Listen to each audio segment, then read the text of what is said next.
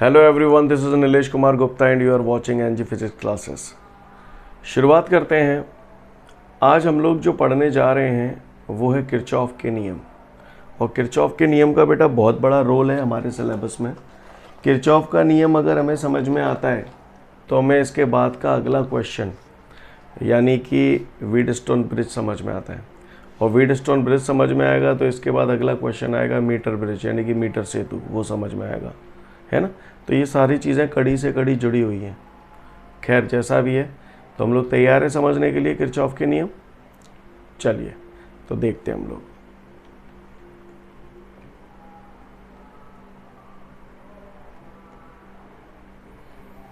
सभी लोग ध्यान से सुनेंगे बेटा, किरचॉफ के नियम है ना, सुनिएगा। किरचॉफ जो वैज्ञानिक का नाम है उसने हमको दो नियम दिए। कितने नियम दिए बेटा? दो नियम दिए, जिसे हम लोग किरचॉफ का प्रथम नियम और किरचॉफ के द्वितीय नियम के नाम से जानते हैं, है ना। काय के नाम से जानते हैं? किरचॉफ का प्रथम नियम और किरचॉफ के द्वितीय नियम के नाम से जानते हैं। तो चलिए देखते हैं हम लोग किरचॉफ का प्रथम नियम और किरचॉफ का द्वितीय नियम क्या है।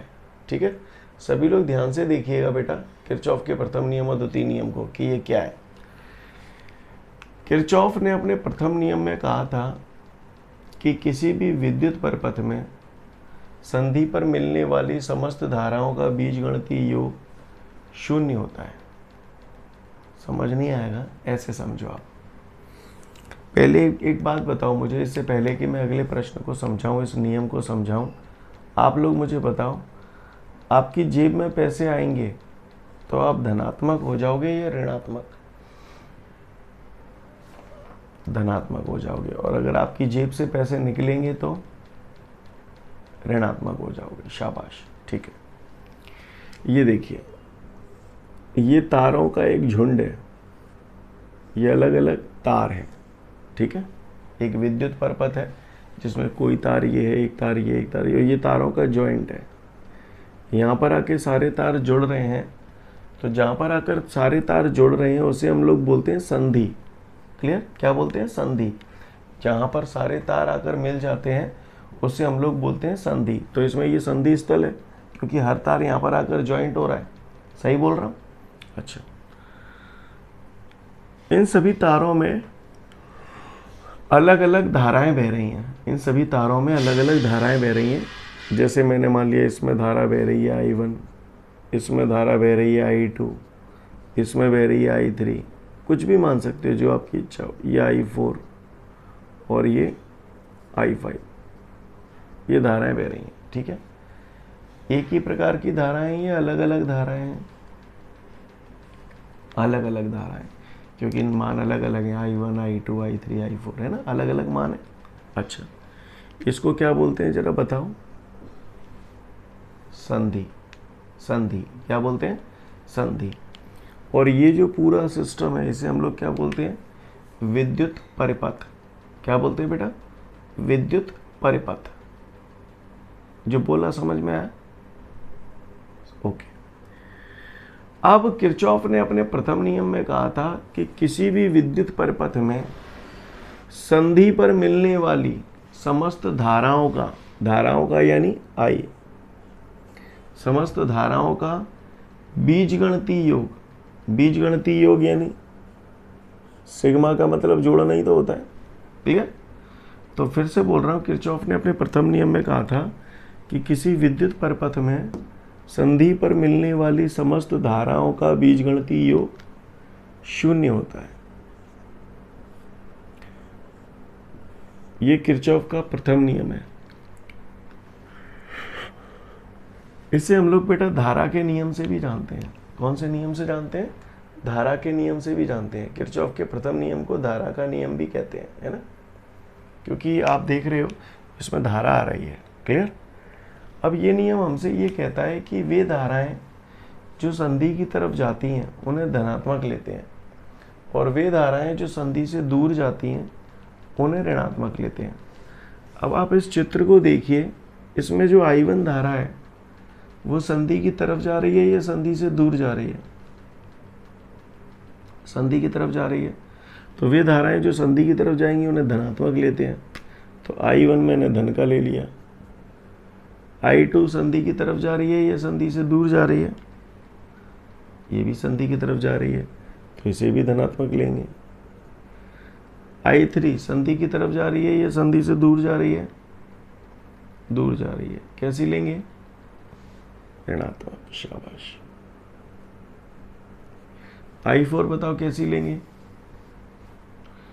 ऋणात्मक, क्योंकि संधि से दूर जा रही है। I5 कैसी लेंगे? I5 कैसी लेंगे? धनात्मक, क्योंकि संधि की तरफ आ रही है, बराबर 0। ये मैंने क्या किया? संधि की तरफ जाने वाली समस्त धाराओं का बीजगणितीय योग, यही तो है, बोलो। तो यही हमारा किरचॉफ का प्रथम नियम है। उम्मीद करता हूँ आप लोग समझ गए होंगे। मैं फिर से बोलता हूँ, किरचॉफ के प्रथम नियम के अनुसार किसी विद्युत परिपथ में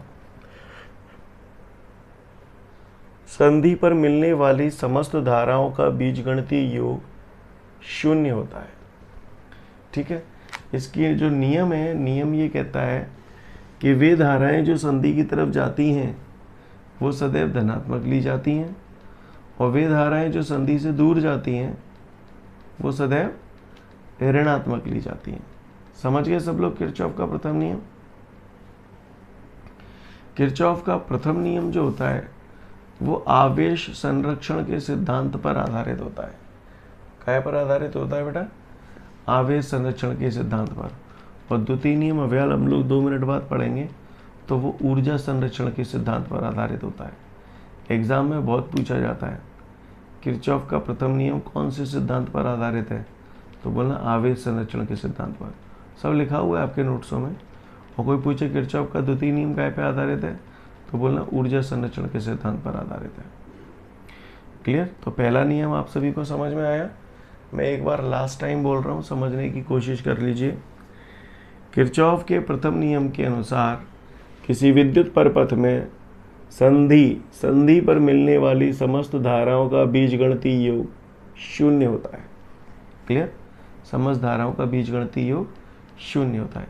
इसे धारा का नियम भी कहते हैं। आई धारा आ रही है ना, इसलिए।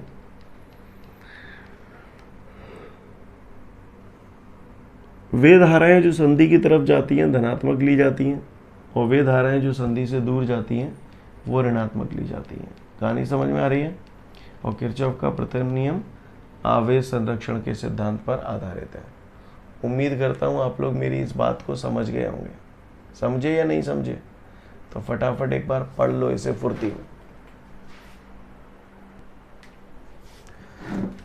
अब ये तो हमने देखा कि अच्छी बात है भैया, संधि पर मिलने वाली समस्त धाराओं का बीजगणितीय योग 0 होता है। बहुत अच्छी बात है, ये बात तो हम लोग समझ गए सब लोग। ठीक है, अब जो मैं बताने जा रहा हूँ वो ध्यान से देखिएगा आप लोग, है ना? सभी लोग ध्यान से देखेंगे।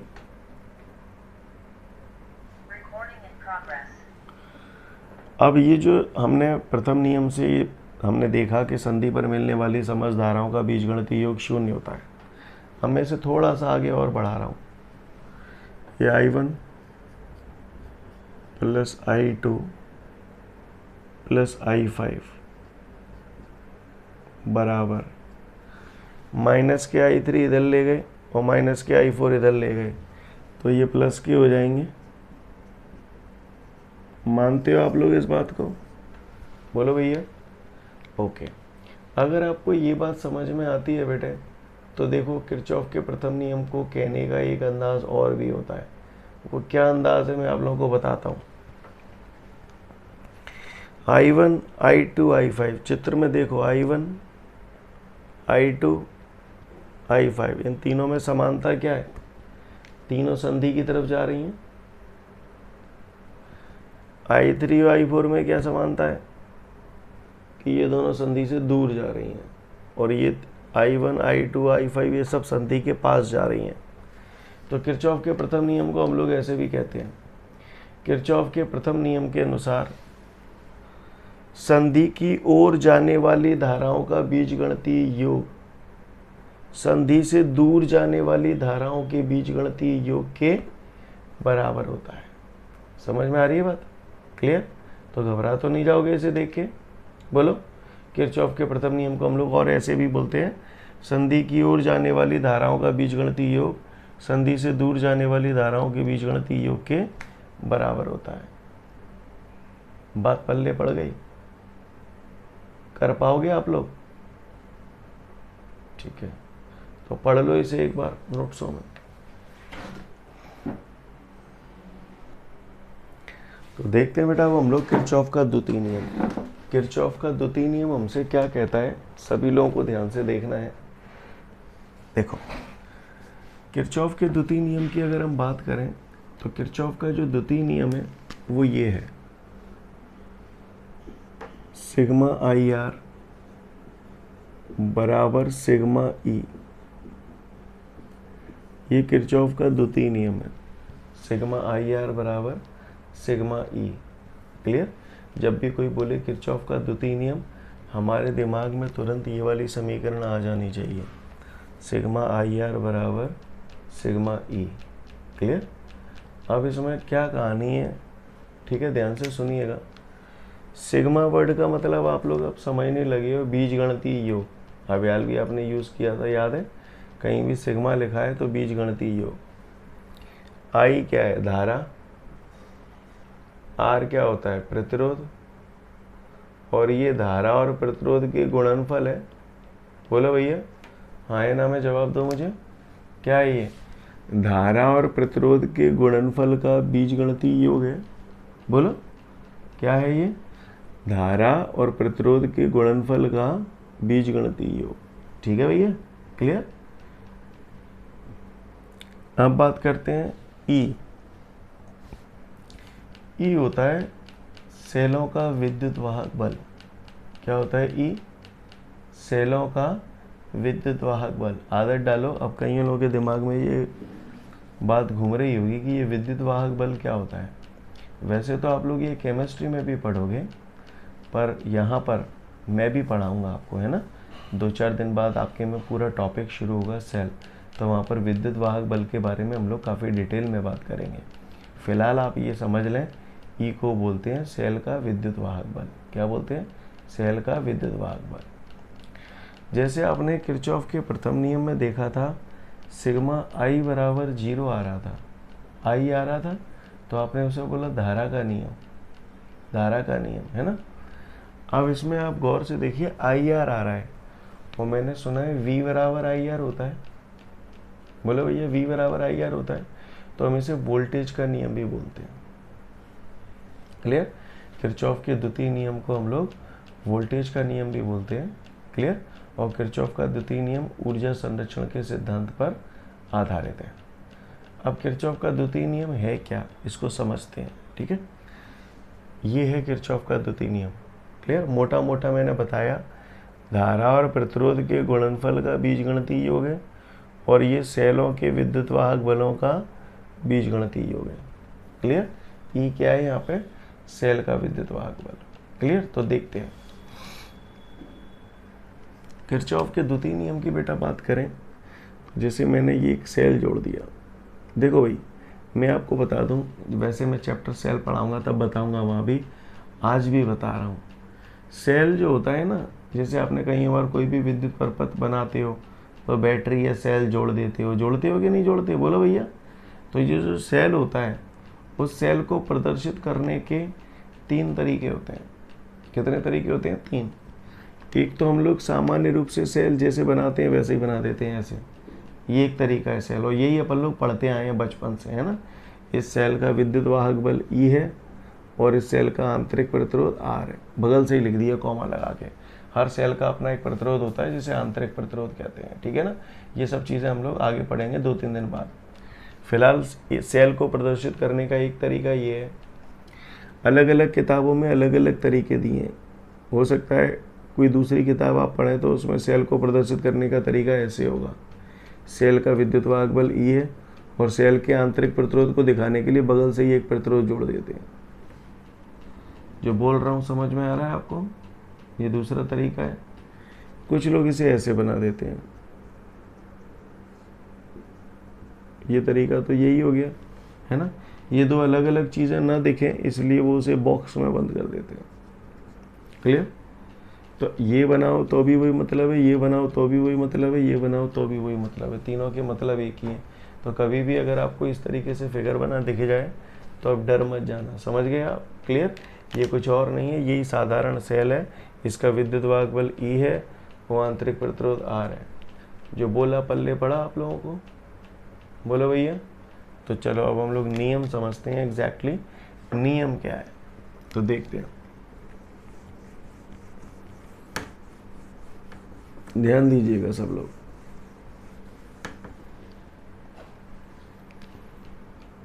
ये मैंने यहाँ पर एक सेल जोड़ा है और इस सेल का ये आंतरिक प्रतिरोध है, ठीक है। इस सेल को मैंने नाम दे दिया E1 और इसका आंतरिक प्रतिरोध मैंने नाम दे दिया R1, ठीक है भैया। ये दूसरा सेल है, इसको नाम दे दिया E2, इसका आंतरिक प्रतिरोध है R2। चित्र दिखाई दे रहा है आप लोगों को प्रॉपर? बोलो भैया, ठीक है। अच्छा, सेलों से क्या बहती है? सेलों से क्या बहती है? धारा बहती है। बोलो भैया, सेलों से धारा बहती है। मैंने मान लिया इससे धारा I1 बह रही है, इससे धारा I2 बह रही है। क्लियर? अब सेलों से बेटा ये जो धारा बहती है, क्या करेंगे उस धारा का? क्या करेंगे उस धारा का? भैया सेलों से जो धारा मिले, धारा से क्या करते हो? कूलर चलाएंगे, पंखा चलाएंगे, टीवी चलाएंगे, ये यही चीज़ें तो हैं जहाँ पर आप धारा का इस्तेमाल करते हैं, है ना। तो ये जो कूलर, पंखा, टीवी, हीटर है ना, ये सारी चीज़ें कहलाती हैं बाहरी प्रतिरोध। क्या कहलाती हैं ये? बाहरी प्रतिरोध। क्लियर? हर उस चीज़ को आप बाहरी प्रतिरोध कहते हैं जहाँ पर आप धारा का इस्तेमाल करते हैं। तो ये जो सेलों से धारा बह रही है, इस धारा से हमने क्या चलाया? कूलर, पंखा, टीवी। कूलर, पंखा, टीवी बोले तो बाहरी प्रतिरोध। बाहरी प्रतिरोध को कैपिटल R से प्रदर्शित करते हैं। चित्र समझ में आ रहा है आपको? बोलो भैया। यहाँ से धारा I1 एम्पियर आ रही है, यहाँ से I2 एम्पियर आ रही है। ये दोनों धाराएं यहाँ से मिलके जब गुजरेंगी तो ये हो जाएगा आपका I1 प्लस I2। क्या ये बात समझ में आई? क्या I1 प्लस I2 कैसे हो गया? बोलो भैया, बात समझ में आ रही है सभी को?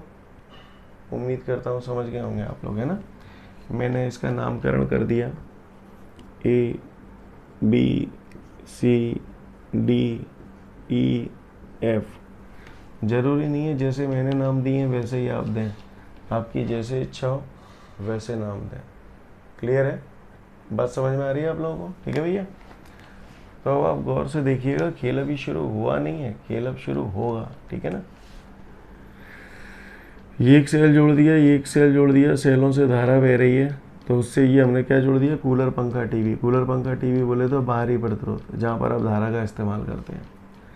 यहाँ से धारा I1 आ रही है, यहाँ से I2 आ रही है, तो यहाँ I1 प्लस I2 क्यों हो गई? समझ में आया आपको? बोलो, ठीक है। अब आगे बढ़ते हैं। सुने भैया, हम ये सोचें कि किरचॉफ का द्वितीय नियम कहीं भी लग जाए, तो ऐसा नहीं होता। किरचॉफ का द्वितीय नियम हर जगह नहीं लगता। किरचॉफ का द्वितीय नियम केवल और केवल बंद परपथ में लगता है। काय में लगता है बेटा? बंद परपथ में लगता है। कोई भी पूछे किरचॉफ का द्वितीय नियम कहाँ लगता है, तो हमेशा बंद परपथ में लगेगा। ऐसा परपथ में लगेगा जहाँ पर चारों तरफ से वो बंद हो।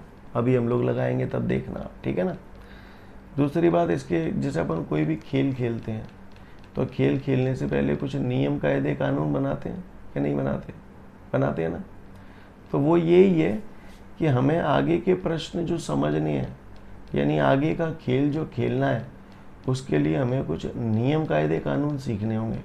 तो यही नियम, कायदे, कानून हम लोग यहाँ सीख रहे हैं। नियम ये कहता है कि भैया अगर आप किसी सेल में, जैसे ये सेल है, अगर आप किसी सेल में ऐसे जा रहे हो, अच्छा मुझे मालूम है बड़ा डंडा धन होता है, छोटा डंडा ऋण होता है। अगर किसी, जैसे ये अलग अलग खंड है, इस खंड में धारा ऐसे बह रही है, तो आप ऋण सिरे से धन सिरे की ओर जा रहे हो, ऋण से धन जाएंगे तो विद्युत वाहक बल हमेशा धनात्मक लेंगे। क्लियर? यानी जौन से सिरे की ओर आप पहुंच रहे हो वो वाला चिन्ह लेते हैं। अगर हम सेल में ऐसे जा रहे हैं, ऋण सिरे से धन सिरे की ओर जा रहे हैं, तो विद्युत वाहक बल हमेशा धनात्मक लेंगे, यानी ई का मान हमेशा धनात्मक लेंगे। और अगर हम किसी शेल में ऐसे जा रहे हैं, ऐसे धन से ऋण की ओर जा रहे हैं, तो फिर हम विद्युत वाहक बल कैसा लेंगे? ऋणात्मक। क्लियर? ये नियम है। फिर से बोल रहा हूँ, सेल में अगर आप ऋण सिरे से धन सिरे की ओर जाएंगे तो विद्युत वाहक बल कैसा लेंगे? धनात्मक। यानी जहाँ पे पहुँचेंगे वैसा वाला लेंगे। धन से ऋण की ओर जाएंगे तो ऋणात्मक। बात समझ में आई? क्लियर? बात क्या समझना, ये नियम कायदे कानून है, ये याद रखने आपको। क्लियर? मैं फिर से बोल रहा हूँ, सेल के ऋण सिरे से धन सिरे की ओर जाओगे तो विद्युत वाहक बल धनात्मक लेंगे, तो धन से ऋण की ओर जाएंगे तो विद्युत वाहक बल ऋणात्मक लेंगे। ये पहला नियम है ना, मतलब एक नियम हो गया। दूसरी बात, धारा और प्रतिरोध का गुणनफल। यदि हम धारा की दिशा में चलेंगे, यदि हम धारा की दिशा में चलेंगे तो धारा और प्रतिरोध का गुणनफल धनात्मक होगा, और यदि हम धारा के विपरीत दिशा में चलेंगे तो धारा और प्रतिरोध का गुणनफल ऋणात्मक लेगा, है ना। ऐसे समझो आप, नदी बह रही है, नदी की दिशा में ही अगर आप तैरोगे तो आपके द्वारा किया गया कार्य धनात्मक होगा या ऋणात्मक? धनात्मक। और नदी जिस दिशा में बह रही है उसके विपरीत दिशा में अगर आप तैरोगे तो कार्य ऋणात्मक। समझ में आ रही है ना, है ना? ओके, ये नियम हो गए। अगर हम धारा की दिशा में चलते हैं तो धारा और प्रतिरोध का गुणनफल धनात्मक लेते हैं, और यदि हम धारा के विपरीत दिशा में चलते हैं तो धारा और प्रतिरोध का गुणनफल ऋणात्मक लेते हैं। अब आओ हम लोग इसे समझते हैं ध्यान से, ठीक है। अब ये नियम लगाने की बारी आ गई। समझ गए ना कब धनात्मक कब ऋणात्मक? बताना जरा। धारा की दिशा में चलेंगे तो धारा और प्रतिरोध का गुणनफल धनात्मक, और धारा के विपरीत दिशा में चलेंगे तो धारा और प्रतिरोध का गुणनफल ऋणात्मक। अच्छी बात है। यदि हम सेल के ऋण सिरे से धन सिरे की ओर जाएं तो विद्युत वाहक बल धनात्मक, ऋण सिरे से धन सिरे की ओर जाएं तो धनात्मक, धनात्मक पे पहुंच रहे हैं ना, और धन सिरे से ऋण सिरे की ओर जाएं तो ऋणात्मक। चलो आ जाओ, तो मैं नियम लगा रहा हूँ, ठीक है, किरचॉफ का द्वितीय नियम लगा रहा हूँ। तो सब लोग गौर से देखेंगे यहाँ पर, बंद परिपथ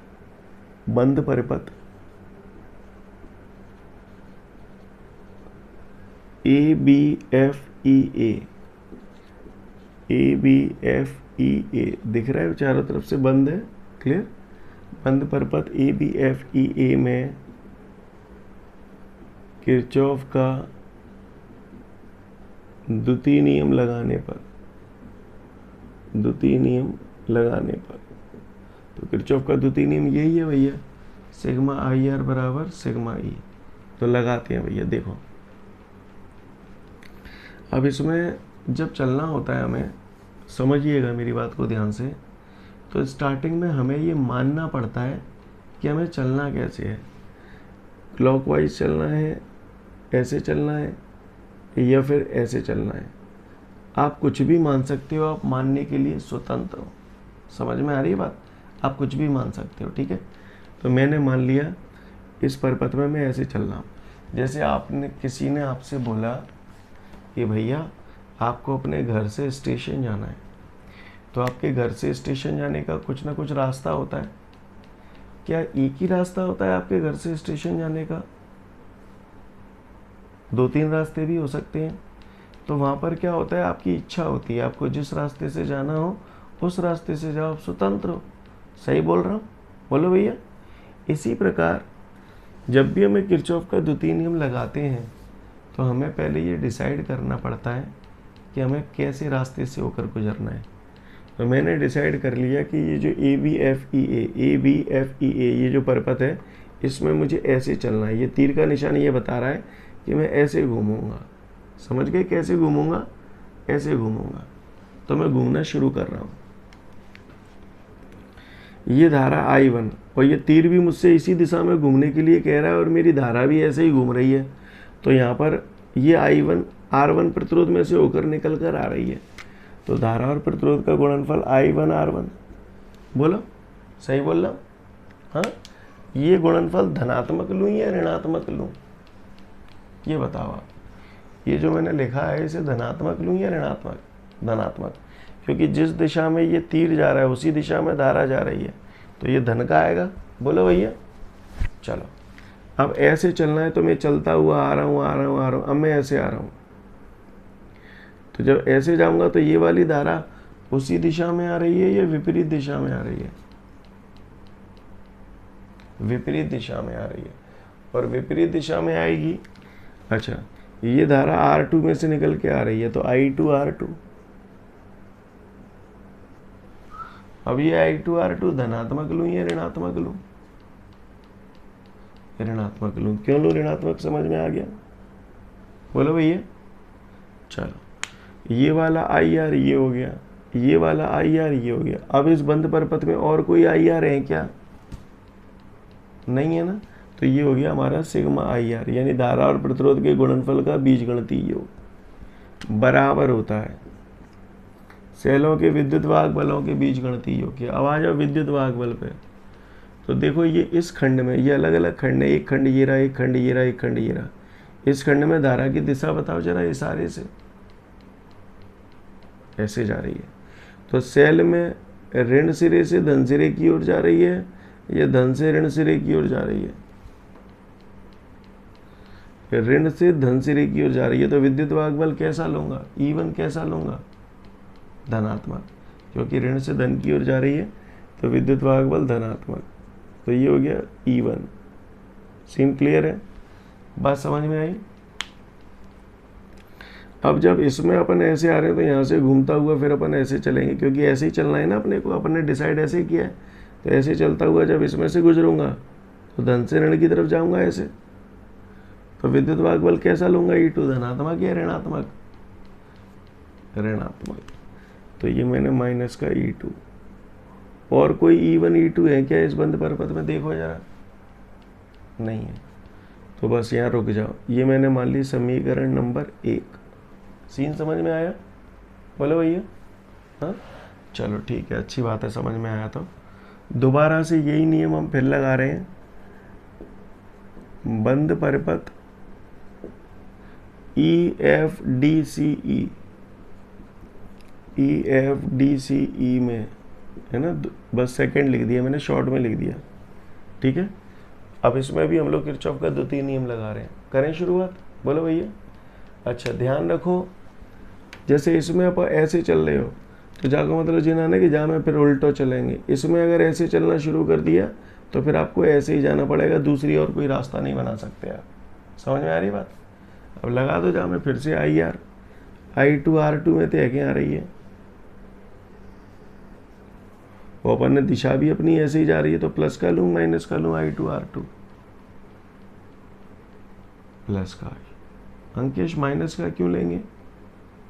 प्लस का लेंगे, क्योंकि धारा अपन अपने को जाना भी इसी दिशा में, धारा भी इसी दिशा में आ रही, दोनों दिशाएं समान है ना। क्लियर है? चलो, अब ये अपन घूमते हुए ऐसे आ रहे हैं, ठीक है, ध्यान देना है, ऐसे आ रहे हैं, ऐसे आ रहे हैं। अब ये वाली धारा उसी दिशा में जा रही है या विपरीत दिशा में जा रही है? आदित्य विपरीत क्यों? हाँ, उसी दिशा में जा रही। समझ में आई बात? क्लियर हुआ? तो आओ, I2 R2 तो ये हो गया। अब इधर आओ, अब इसमें धारा I कितनी है? I1 प्लस I2, और प्रतिरोध कितना है? IR हो गया IR।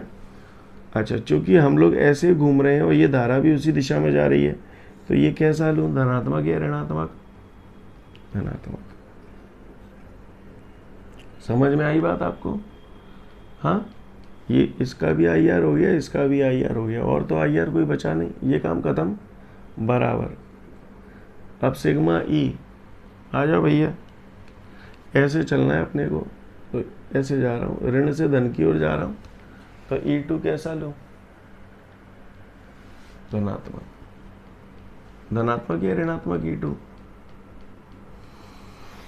धनात्मक। समझ में आई बात? और कोई E है क्या इस परिपथ में? नहीं है, तो ये मैंने बना ली समीकरण नंबर 2। क्लियर?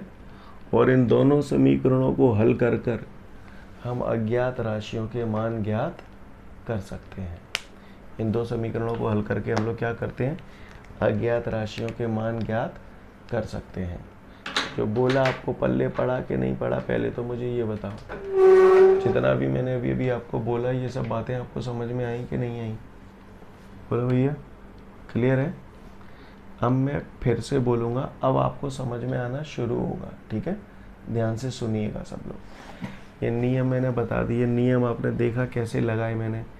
ये समीकरण 1 2 मैंने बोला, समीकरणों 1 और 2 को हल करके हम लोग अज्ञात राशियों के मान ज्ञात कर सकते हैं, यही तो बोला।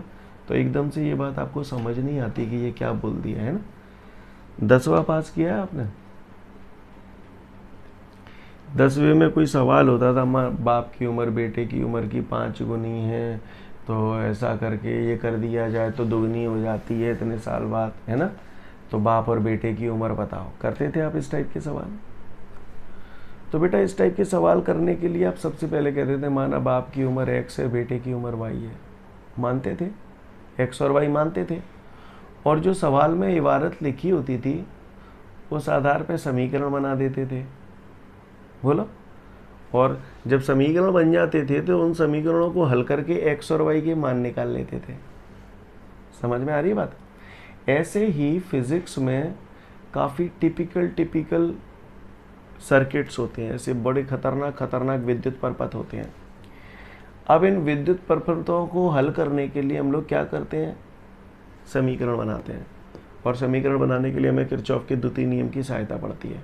और जब ऐसे समीकरण बन जाते हैं तो हम इन दोनों समीकरणों को हल करके अज्ञात राशियों के मान ज्ञात कर सकते हैं। समझ में आई भाषा जो बोली? क्लियर है? यानी किरचॉफ का द्वितीय नियम का जो इस्तेमाल किया जाता है वो काय के लिए किया जाता है, समीकरण बनाने के लिए। और एक बार समीकरण बन गए फिर तो हम उन्हें आराम से हल करके अज्ञात राशियों के मान निकाल सकते हैं। निकालेंगे हम लोग इसको द्वितीय नियम पढ़ने के बाद। कुछ एक सवाल आएंगे 3-4, उन सवालों को जब समझाऊंगा ना तो आपको सारी कथा क्लियर हो जाएगी, क्या कहानी है। बात समझ में आ रही है? सवाल थोड़े से लेंदी होंगे पर आपको क्रिस्टल क्लियर हो जाएगा, बिल्कुल कांच की तरह। समझ में आ रही बात? तो सुनिएगा आप ध्यान से। अब ये बात कोई कितना ही बड़ा चूतिया हो, ये बात तो दिमाग में अटक गई होगी कि किरचॉफ का द्वितीय नियम हर जगह नहीं लगता, बंद परपथ में लगता है। बोलो भैया, सही बोल रहा हूँ? किरचॉफ का द्वितीय नियम कहाँ लगता है? बंद परपथ में लगता है। नियम कायदे कानून कैसे सब लगाए समझ में आए? धारा की दिशा में चलते हैं तो धारा और प्रतिरोध का गुणनफल कैसा लेते हैं? हाँ, धनात्मक। और धारा के विपरीत दिशा में चलते हैं तो धारा और प्रतिरोध का गुणनफल कैसा लेते हैं? ऋणात्मक। सेल में ऋण सिरे से धन सिरे की ओर चलते हैं तो विद्युत भागबल कैसा लेते हैं? धनात्मक। और सेल में धन सिरे से ऋण सिरे की ओर चलते हैं तो विद्युत भागबल कैसा लेते हैं? ऋणात्मक। समझ में आ रही बात? ये नियम कायदे कानून है। अब हम इसका कथन याद करते हैं। किरचॉफ के द्वितीय नियम को वोल्टेज का नियम भी बोलते हैं। क्यों बोलने हैं वोल्टेज का नियम? समझ में आई बात? क्योंकि IR लिखा है, IR V के बराबर होता है, V यानी वोल्टेज। बोलो भैया, सही बोलना?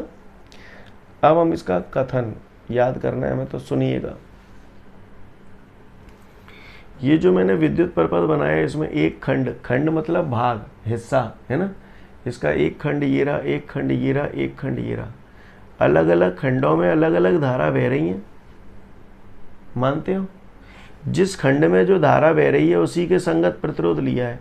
इस खंड में I1 धारा बह रही है तो इसके संगत प्रतिरोध आपने R1 लिया है। इस खंड में धारा I2 बह रही है तो इसके संगत प्रतिरोध आपने R2 लिया है। इस खंड में धारा I1 प्लस I2 बह रही है तो इसके संगत प्रतिरोध आपने R लिया है। यानी जिस खंड में जो धारा बह रही है उसी का संगत प्रतिरोध लिया है। ऐसा तो ना ने I1 के संग तुमने R2 ले लो हुए।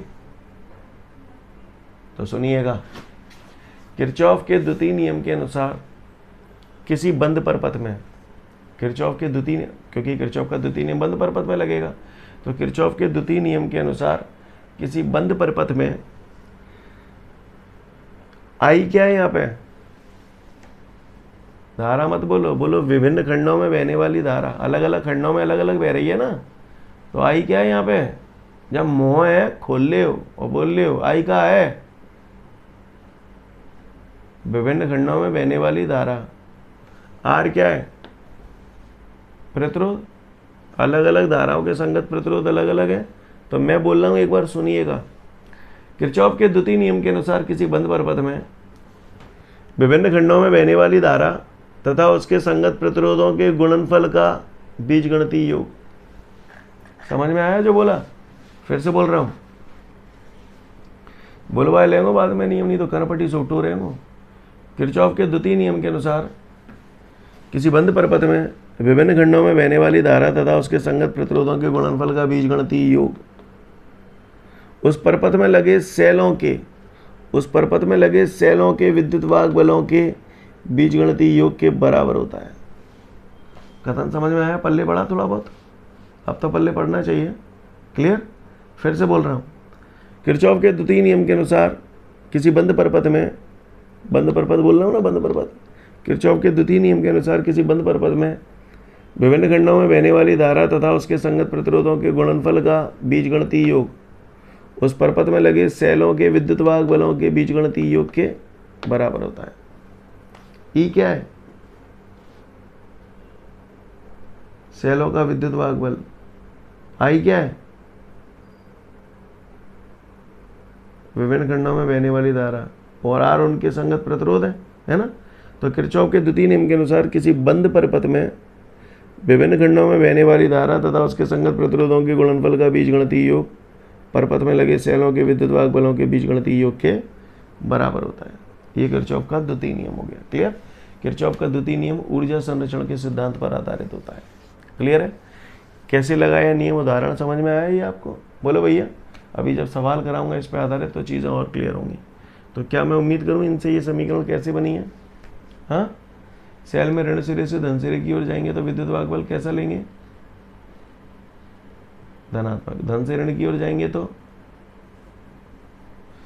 धारा की दिशा में चल रहे हैं तो धारा और प्रतिरोध का गुणनफल। धारा के विपरीत दिशा में चल रहे हैं तो धारा और प्रतिरोध का गुणनफल ऋणात्मक। उम्मीद करता हूं आप लोग समझ गए होंगे। सेलों का द्वितीय नियम पूरा अच्छे से एक बार देख लो, पूरा उदाहरण सब। ठीक है ना? क्लियर? कथन पूछूंगा आपसे मैंने। 3 मिनट का समय दिया, तसल्ली से पढ़ो, कोई घाई नहीं है, लेकिन आना चाहिए आपको। क्लियर? आना चाहिए। पढ़ो इसे फटाफट। ओके गाइस, तो कल अच्छे से पढ़ के आइएगा किरचॉफ का प्रथम नियम और द्वितीय नियम। ठीक है? तो कल हम लोग आगे इस पे बेस्ड एग्जाम्पल करेंगे। Thank you everyone, have a great day to all of you guys.